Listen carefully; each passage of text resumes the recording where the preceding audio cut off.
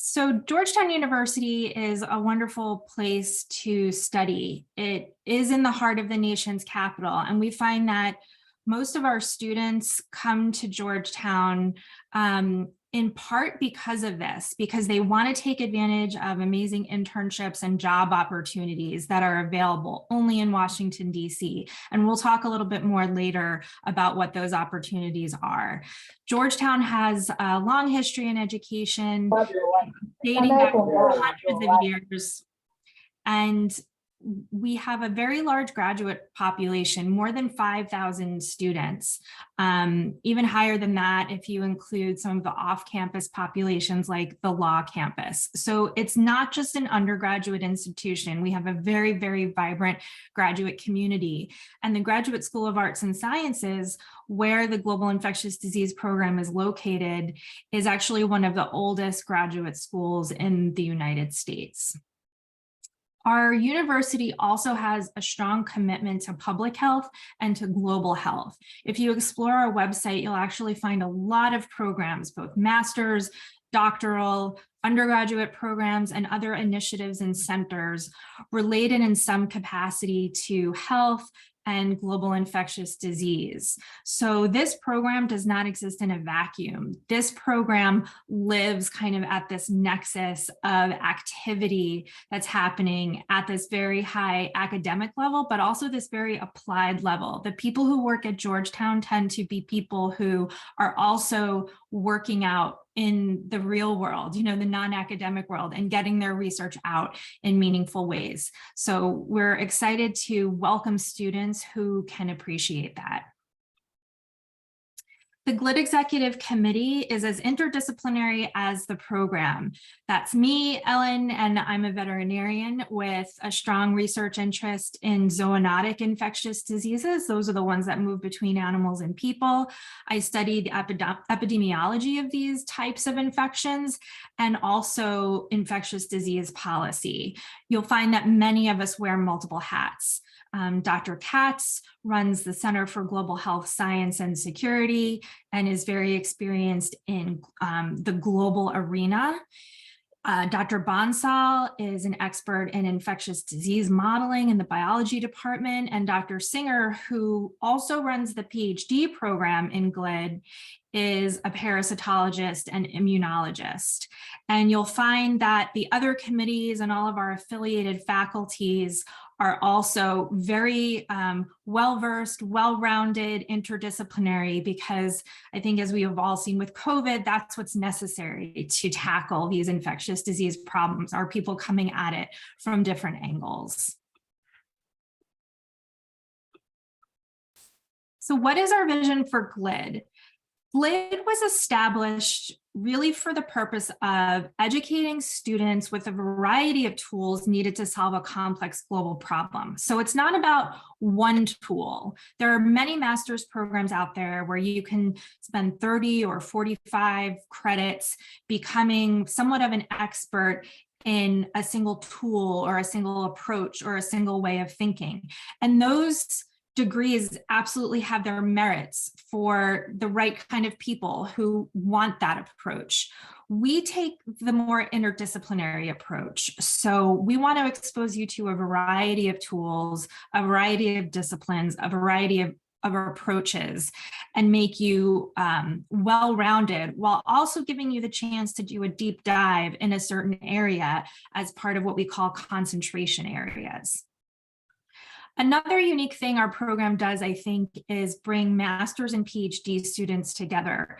We're one of the only interdisciplinary programs in the Graduate School of Arts and Sciences that actually has a PhD program along with a master's program. And I have found that is extremely enriching for our master's graduate students and our PhDs, because they're coming from different walks of life, different countries, different levels, different interests, and they're all commingling together. And it's making them all better students and ultimately, I think, better professionals.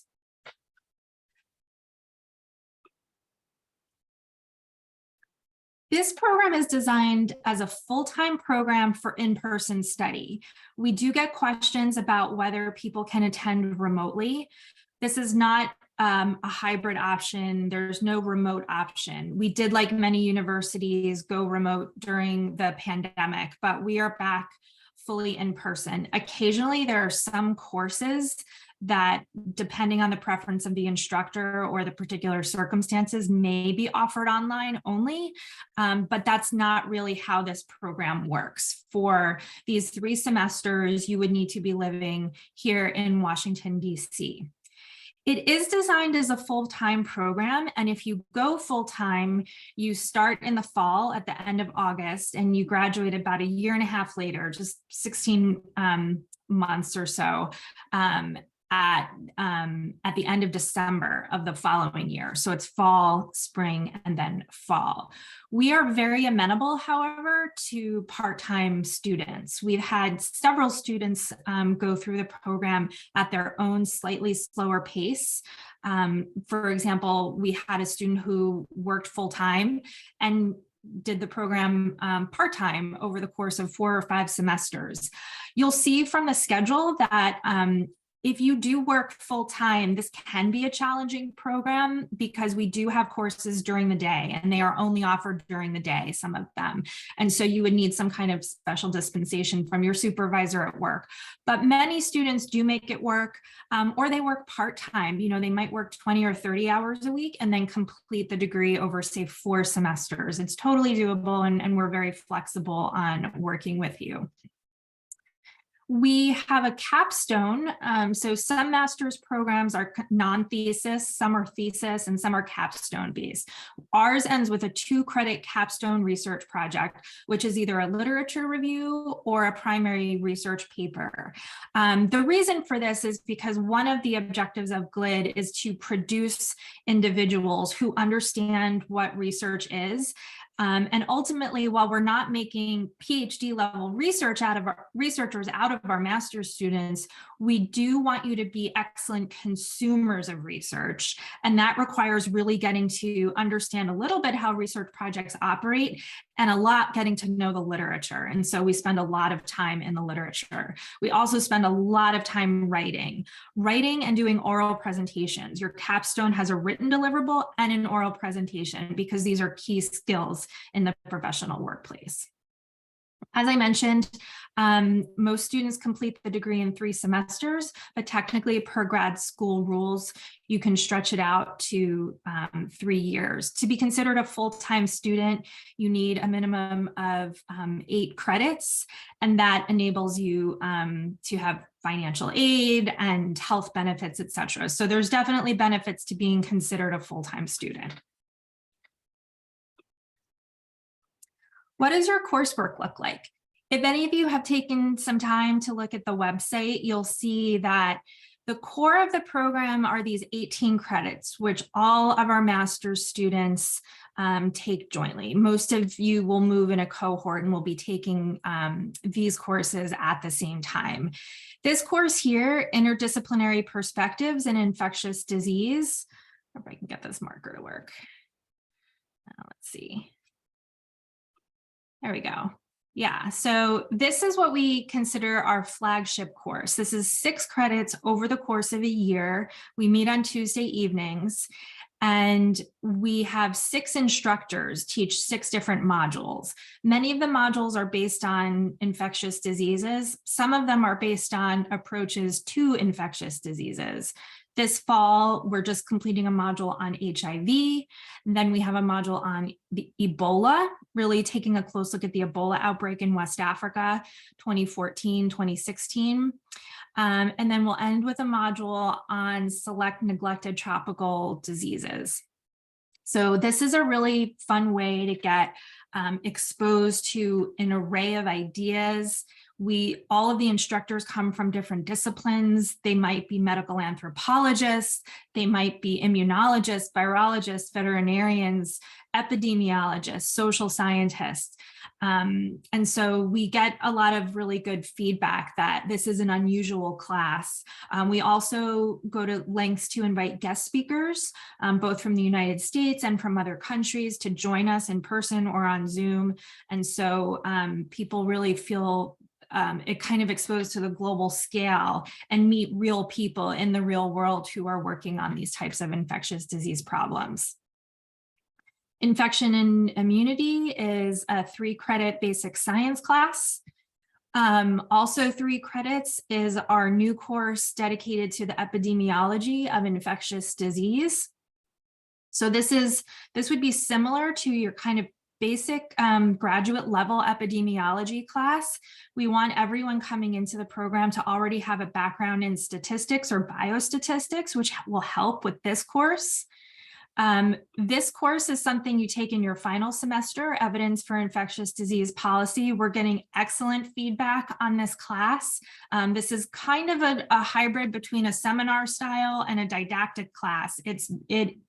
We invite guest lecturers, again, from all over the government, the private sector, other countries to come in and talk about how do we translate data, information, and other types of evidence into useful policies, and what are examples where this is not happening? Where are the examples where there are failures? We want all of our students to graduate understanding what policy is and isn't, what it can and can't do, what can data do and not do, right? Science has a lot of the answers, but not all of them. People in the real world need to be able to make decisions even in the absence of evidence or data.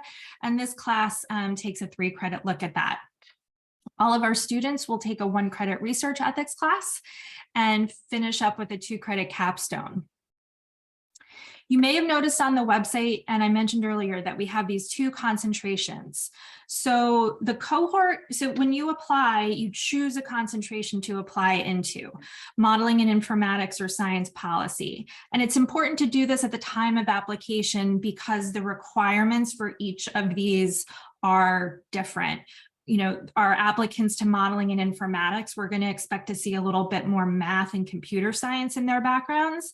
And our applicants to science policy, we're going to expect to see some politics or government and some economics in their background. This helps us understand that you know what you're getting yourself into and what your potential is for succeeding in these more advanced classes. So in modeling and informatics, it's a 4-credit class in modeling of biological systems, mathematical and statistical computing. Right now, this is being taught by the math department, but starting next year, this will be taught by us, by global infectious disease, with a more infectious disease focus, and it'll be 2 credits, not 3. Analytic methods in epidemiology will not be specific to infectious disease, although I expect there to be a lot of ID examples, but this is really about the tools that epidemiology as a science puts forth that can be useful for tackling health problems really of any kind. But of course, in our cohort, we'll be most interested in those infectious disease issues. And then you can choose from an elective that could be a GLID elective or math or computer science or biostats. There's lots of options at the university for electives. Over on the science policy side, our more policy-oriented students will take our flagship policy class, Policy Analysis for Global Infectious Disease, a course in global health security and diplomacy. So getting you sort of used to these like concepts and vocabulary around norms, global health norms, treaties. This is all very relevant right now as we think about a pandemic treaty for COVID, or based on our experience with COVID. Health economics and financing, because it all comes down to financial flows across the world. And then again, an elective. So this is the entire 30-credit package. And I want to be clear that the program is interdisciplinary. We don't have our quant people and our policy people, not really. We want all of our quantitative people to apply to this program because they want to apply data within the context of the larger world, and they understand they need to learn something about policy too. And similarly, we want our policy-oriented prospects and applicants to be willing to dive into the numbers, to take this epidemiology class and really get into it and understand what data are all about. And so the concentrations just give you these 12 credits to do a deeper dive in whatever side you're interested in, but everyone comes out of the program well-rounded.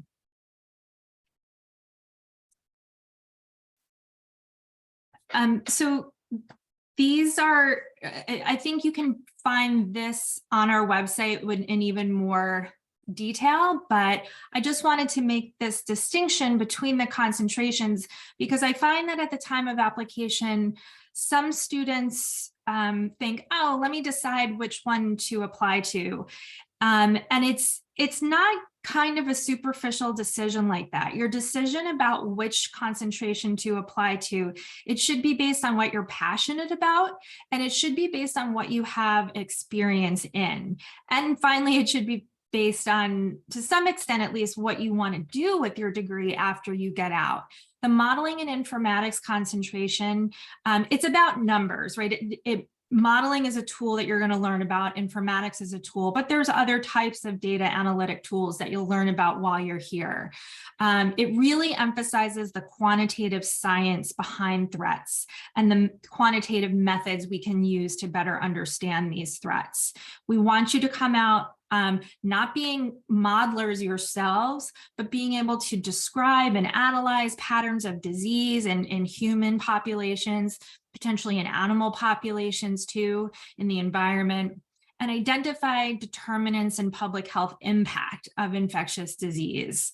And we want you to understand mechanisms and interaction of factors involved in disease transmission and come out with a better sense of, if you know about disease transmission at a quantitative level, maybe that can influence prevention and control best practices. On the science policy side, this is the side that I work a little bit more on. This side really emphasizes the importance of identifying and developing policy-oriented tools to deal with the infectious disease threat. We use this word policy somewhat broadly. We're really talking about policy, law, guidance, statutes, regulation, overall governance for dealing with the infectious disease threat. And that's at both US domestic and also global scales. And, you know, in some of your courses, you'll learn about other countries and what their governance approaches are to infectious disease threats. We want you to develop skills for policy analysis, and we'll help you do this in a variety of ways. A lot of it comes through looking at and examining existing policies, understanding what works and what doesn't, and then thinking about new policies that you think you'd like to propose, if you could, to deal with these threats.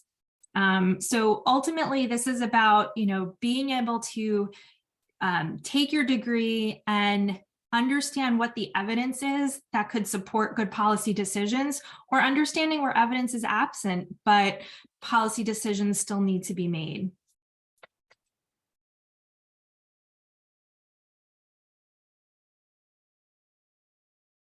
This is a snapshot, again, available on our website. This is essentially what the 3 semesters look like for a typical modeling and informatics student. So in the first fall, most students will take 9 credits, and you'll see that Tuesdays are really heavy, but you have most of your other days free. Obviously, there's a lot of studying that goes on during that time, but a lot of students are able to handle about 15 to 20 hours a week of jobs. Some of them work on campus, some of them work off campus. Your spring schedule is typically 10 credits, and then your final fall here. Don't be fooled exactly. There's a lot of white space, but you'll have an elective in there as well to fill up some of that space. And then you'll also be working independently on your capstone in coordination with your capstone advisor. The science policy schedule is pretty similar, a slightly heavier fall to start with at 12 credits because the global health security and diplomacy course is taught at that time, followed by your spring at 10 credits, and then a relatively light but still full-time schedule in the final fall at 8 credits. And again, the elective is movable, but it generally makes sense to have it in the 2nd or 3rd semester. And then the capstone is mostly in the fall semester, but I should mention that we're planning to put a little bit of the capstone, like half a credit worth, in the 2nd to last semester to give everybody a head start, and then they'll finish off with 1.5 credits in their final semester. Someone asked if there's a summer semester between spring and fall. Thanks for asking that question, Jesus. So as of right now, we do not have a summer semester.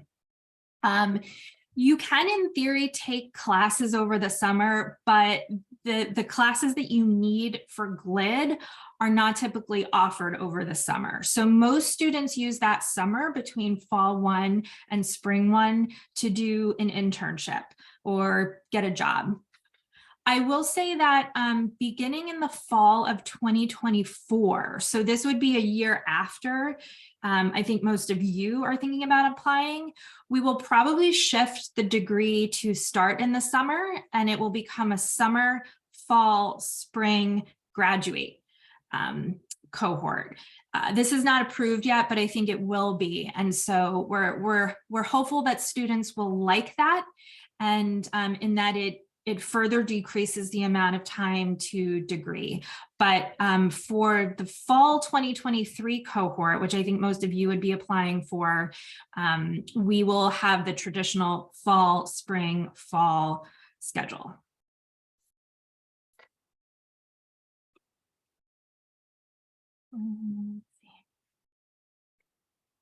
Okay, I want to just take a brief moment to list a few resources available on campus that really support, I think, a really layered and interesting student life at Georgetown. Our students participate in the graduate student government. As graduate students, all of you are eligible for that, and maybe the especially policy-minded folks might really like to run for graduate student government. There are tons of clubs and other organizations.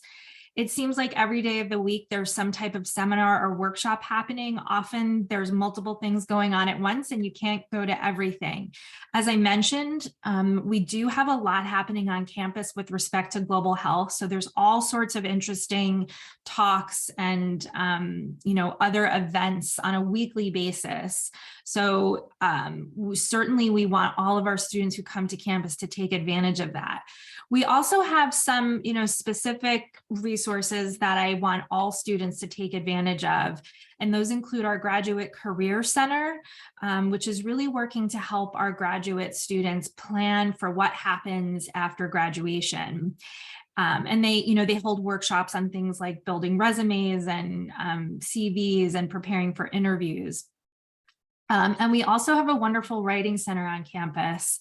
I don't know of other universities that do this, maybe they're out there, but this is totally free for students. It's staffed by student workers, students who are really good in writing and like teaching writing. And it's a wonderful resource to help improve your writing, because it's one of the most important things that we do as working professionals in infectious disease. So I say all of this, to point out that we're a lively and vibrant community.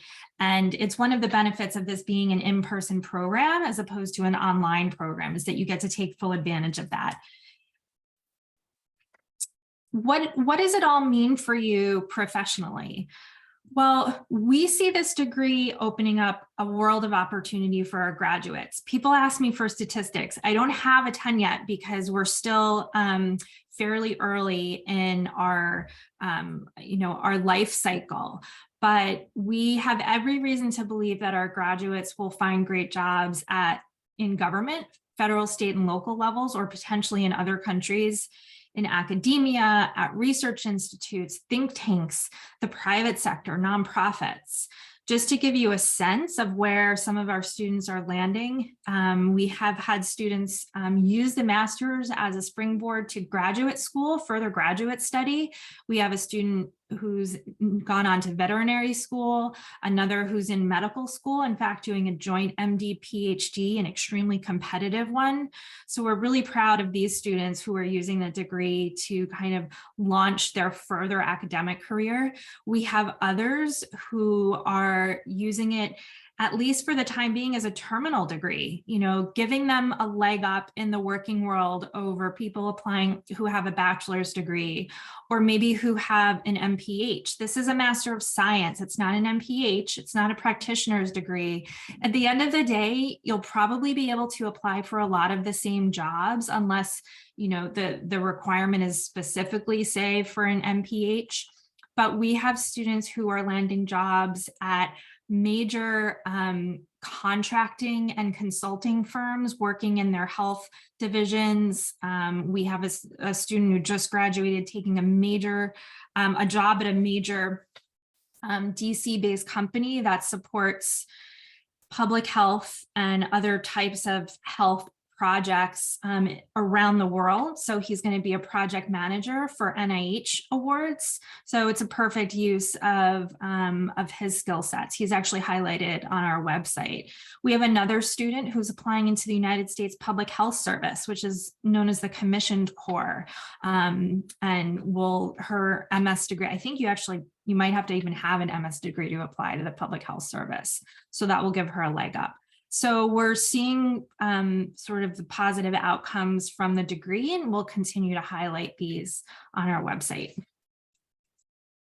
And I just sort of want to end once more emphasizing that I think one of the unique qualities of this program is that it's in the nation's capital, right? There are other programs in other parts of the country that, you know, that are MS programs or MPH programs, but most of them do not have the proximity to this building or to other buildings where the rubber meets the road in Washington. We have students doing really, really cool internships, working at groups like Friends of the Global Fight, which is an advocacy organization for HIV, AIDS, and malaria.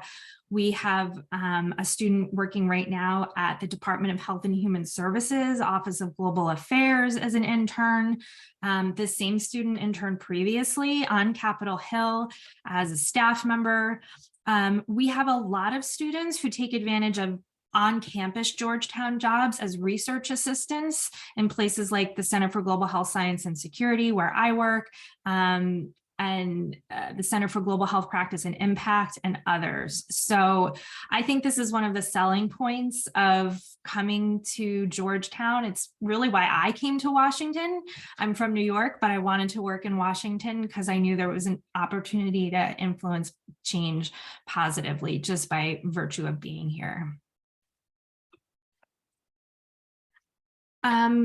Close out with a couple of comments on financial support. The tuition at the Georgetown Graduate School is a per credit tuition rate. It's about $2,300 a credit. There's a link on our website to the page that describes the per credit rate and expected expenses, you know, that relate to living and paying rent here in this expensive city. We aim to give everyone that qualifies for admission some merit scholarship if we can. We've been successful at doing this so far. It won't cover the entire cost of the degree. So our financial aid office will work with each student to develop options for you, including loans. As I've mentioned, many of our students can work up to 20 hours a week. If you work on campus, that's about $20 an hour, $400 a week. You do the math, it really does help offset costs related to rent or whatever you want to use that money for. It also really helps build your resume so you're that much more job ready at the time at which you graduate. We do encourage our international applicants to give a lot of lead time if they're looking for international support. You know, we don't have full scholarships at this time. We're hoping to build that. We hope that will change. We certainly work with students who want to apply for external scholarships or fellowships, whether you're a US applicant or a foreign applicant. I just flagged that these can have a long lead time, and the deadlines for these types of scholarships and fellowships don't always align perfectly with our deadlines and our admissions dates. So we encourage students to really sometimes apply a year in advance so that they apply for the fellowship and then they know they have that funding and then they apply for GLID. You can also apply for GLID and then potentially defer for a year. I'm always happy to talk with students one-on-one to work through those options. Application requirements are listed on our website. This is just a list of prerequisites. You do not have to have all of the prerequisites at the time of application. We do ask you to have them at the time of matriculation. And so many of our students who might be missing a prerequisite, you can still be admitted, but you'll want to take that over the summer, that course, whatever you're missing prior to matriculation, and receive a grade of B or better. You'll have a statement of purpose, which is 500 words, 3 letters of recommendation. We don't recommend that they all come from your undergraduate institution. It's nice to have letters from outside, maybe somewhere where you worked. It's also helpful if at least one of these letters is from someone who's relatively high up, like a chair of a department or someone who runs a company that you worked at. The TOEFL English language proficiency certification, if needed, if you're not from a native English speaking country. And then just to complete your online application and make sure you click submit. We do not require GREs. In fact, we don't assess them, so please don't submit them. While we do not require WES evaluations, we do strongly encourage them. It can be very difficult for us to understand foreign transcripts without the WES evaluation. So having it can increase your chance of getting in if you've got a great transcript, but we can't make heads or tails of it without the WES evaluation. So we encourage you to submit that at the time of application. January 15th application deadline priority. We call this priority because your application fee will be waived. Sometimes people ask me, can they get the fee waived? Yes, you can get the fee waived. Please apply by January 15th. That's the best way to get the fee waived. It also helps us put you in the pool for consideration of the most merit aid that we have in the pool, and that will get divvied up based on our assessment of candidates. Applications will remain open until April 1st.